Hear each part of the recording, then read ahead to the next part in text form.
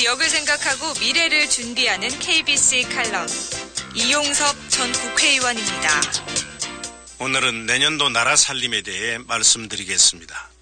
정부는 386조 7천억 원의 내년 예산안을 9월 11일 국회에 제출했습니다.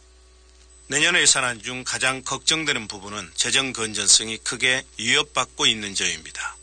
국가 채무가 645조로 올해보다 무려 50조 원 증가하고 GDP 대비 국가 채무 비율이 사상 처음으로 40%를 넘어선 것은 큰 문제가 아닐 수 없습니다. 우리나라는 대의존도가 매우 높은 소규모 개방 경제라서 재정 건전성은 우리 경제의 생명줄이고 반드시 지켜야 할 성역입니다.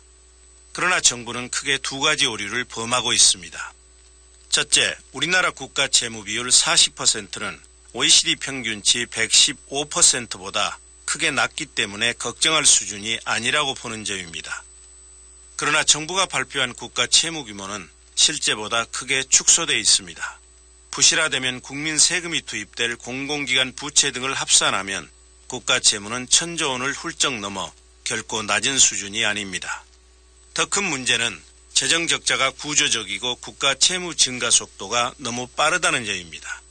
2008년부터 9년 연속 재정이 적자이고 누적 적자 규모가 233조 원에 이릅니다. 이 기간 동안에 국가 채무가 2배 이상 증가했습니다. 글로벌 금융위기를 겪은 이명박 정부 5년 동안 국가 채무가 144조 증가했는데 박근혜 정부 4년 동안에는 무려 202조나 늘어났습니다. 국가 채무가 정부의 관리 가능 범위를 벗어나고 있는 것입니다.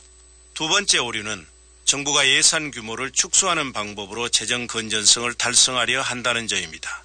이는 가능하지도 않고 바람직스럽지도 않습니다. 지금도 GDP 대비 복지비와 예산 비중은 OECD 국가들 중에서 가장 낮은 수준입니다. 여기에다 내년도 조세 부담률 또한 OECD 국가의 평균 25.8%보다 크게 낮은 18% 수준에 머물고 있습니다. 이로 인해 우리나라 재정의 소득 재분배 기능은 선진국 중 최하위 수준이고 경기 변동에 대한 대응 능력도 상실하고 있습니다. 해결책은 조세 부담률의 적정화와 예산 규모의 현실화를 통해 재정의 기능을 정상화하는 것입니다. 저부담 저복지에서 적정부담 적정복지로 나가는 길만이 사회 양극화를 줄이고 지속적인 안정성장으로 가는 길임을 정부는 명심해야 할 것입니다.